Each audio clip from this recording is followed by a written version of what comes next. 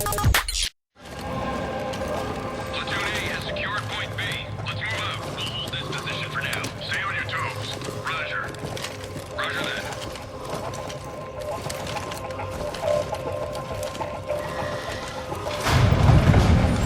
What's that?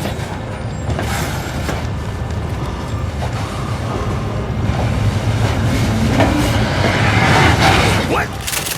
Fire!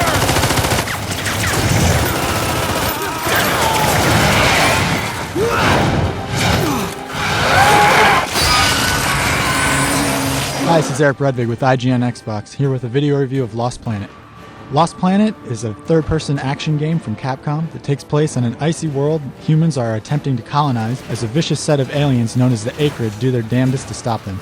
You take on the role of Wayne, a young man whose father was killed by a particularly large Acrid known as Green Eyes. This serves as your motivation as you fight the Acrid bugs along with the human snow pirates in a twisting and oftentimes nonsensical plot. The combat in Lost Planet takes place either on foot or in one of a variety of mechanical rides called Vital Suits. These Vital Suits range from simple chain gun-equipped walkers to transforming snowmobiles and hovering drill-equipped spiders. Unlike many mech games, these machines are a snap to control and they add a nice dimension to the gameplay. These Vital Suits are effective little tools, and it's a good thing too, since there are always a great number of enemies waiting to take you down. The action is intense and nearly non-stop, with explosions and awesome lighting effects constantly ripping across the screen. Lost Planet is a fairly unique game, and one of the things that makes it so is the ever-decreasing thermal energy bar. Since the world is so cold, you're required to pick up extra heat energy that can be found by destroying machinery or killing enemies to stave off becoming a popsicle. This thermal energy also works as the source of fuel for the Vital Suits and a means for regenerating your life once you've been hit. This dynamic works well as a means of nudging the player to keep the action moving along, and we never found it to be a nuisance as you might think it would be at first. The best part about Lost Planet is its fantastic design. The graphics are impressive, and the smoke effects are amongst the best we've ever seen, but none of that would matter without the great style that was put into the world. The Acrid design looks like it borrowed heavily from the Panzer Dragoon series, which isn't a bad thing at all. There's a great variety of enemies for you to face, and new, bigger, and more impressive ones are constantly thrown at you as you move through the campaign. The culmination of these is the boss fights, which are excellent both in how they look and the intensity of the fight. Lost Planet can be difficult even on the normal setting, mostly because you can get stuck in a repeated loop of being knocked off of your feet over and over again before you have a chance to fight back.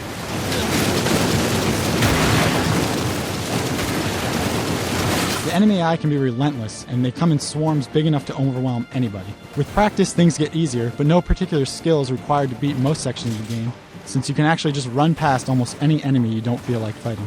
There are a few things that keep Lost Planet from reaching its full potential. The first is the story, which makes very little sense.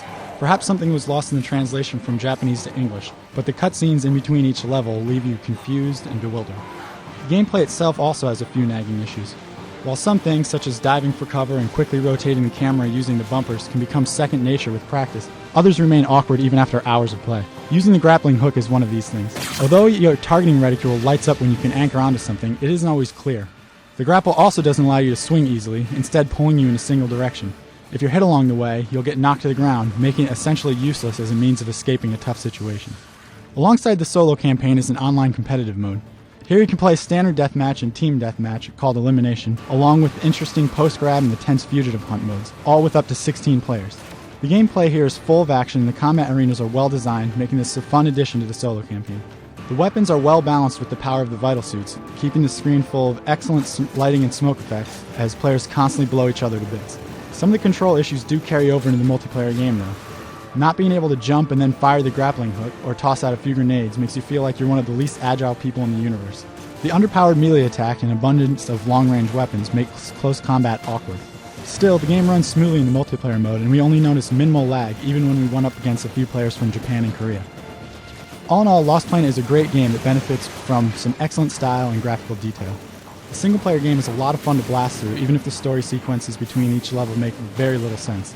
The multiplayer mode, while not outstanding, is full of enough constant action to keep things interesting and is a nice diversion from some of the more tactical online shooters.